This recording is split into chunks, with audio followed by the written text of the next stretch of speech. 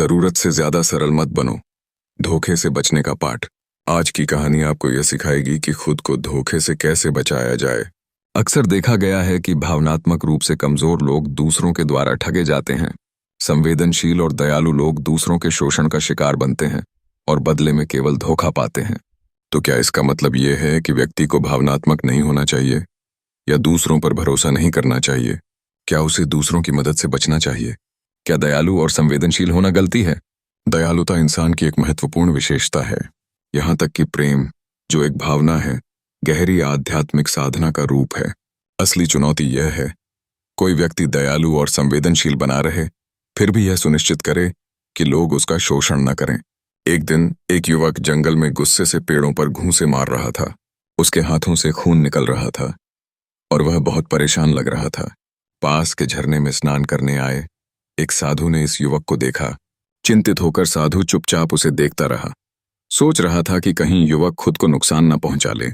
युवक ने आखिरकार साधु को देखा और गुस्से से पूछा, तुम यहाँ खड़े खड़े मुझे क्यों देख रहे हो? अपनी राह चलो। साधु ने शांति से कहा, मैं तुम्हें रोक नहीं रहा हूं और न ही तुमसे कुछ कह रहा हूं, तो मेरी उपस्थिति तुम्हें क्यों परेशान कर रही है? ये पेड़, पक्षी और बाकी सब भी तुम्हें देख रहे हैं। अगर वे तुम्हें परेशान नहीं करते तो मैं क्यों करूं? युवक चिल्लाया, मुझे सभी से नफरत है। लोग गद्दार और धोखेबाज हैं। इस दुनिया में कोई भी भरोसेमंद नहीं है। और फिर वह रोने लगा। साधु ने चुपचाप उसे देखना जारी रखा, जिससे युवक और नाराज हो गया। तुम कैसे दिल के पत्थर इंसान हो? एक रोते बिलखते इंसान को देख रहे हो, लेकिन उसे सांत्वना देने की कोशिश नहीं कर रहे। साधु ने धीरे से कहा, अगर मैं आज तुम्हारे आंसू पोंछ दूं, तो तुम्हारी समस्याएं हल नहीं होंगी। जल्द ही तुम और धोखे का सामना करोगे और यह चक्र चलता रहेगा। इसके बजाय मैं तुम्हें ऐसी बुद्धि दे सकता हूं जिससे तुम इन धोखों से बच सको और अपनी दयालुता की रक्षा कर सको। साधु ने युवक को झरने के पास चलने का सुझाव दिया और कहा कि ठंडा पानी उसे शांति देगा। जिज्ञासा से भरे युवक ने उनका साथ देने का निर्णय लिया। चांदनी रात में जंगल से गुजरते हुए युवक ने कहा, तुम्हारी जिंदगी तो आसान होगी, लोगों की अराजकता से दूर। तुम्हें धोखे और छल से बचने की जरूरत नहीं होती होगी। साधु ने मुस्कुराते हुए कहा, क्या तुम्हें लगता है कि एक साधु का जीवन आसान है? हम अक्सर बिना भोजन के रहते हैं और कठोर परिस्थितियों को सहन करते हैं। फिर भी सांसारिक जीवन और सन्यासी जीवन दोनों की अपनी चुनौतियां हैं। फर्क यह है कि बुद्धिमानी से जिया जाए। उन्होंने आगे कहा, अधिकतर धोखे इसलिए होते हैं क्योंकि लोग भावनात्मक रूप से कमजोर होते हैं।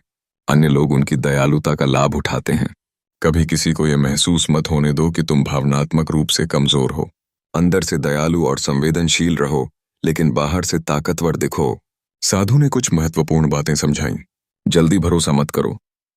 भरोसा समय के साथ अर्जित होता है। रिश्तों को समय दो ताकि लोगों की असली प्रकृति सामने आ सके। दिखावा करने से बचो।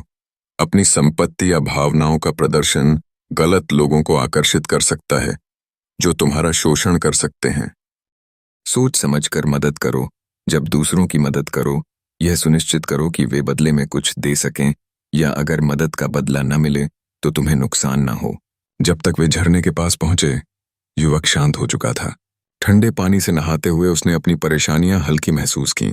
झरने के किनारे बैठकर साधु ने कहा, लोगों को समझने की कला सीखो। चापलूसी को नजरअंदाज करो और रिश्तों को समझने के लिए खुद को समय दो। इससे तुम धोखे से बच पाओगे। यह कहानी हमें सिखाती है कि दयालु होना महत्वपूर्ण है, लेकिन अपने आप को शोषण से बचाना उतना ही जरूरी है। दयालुता को बुद्धिमत्ता के साथ जोड़ा जाना चाहिए।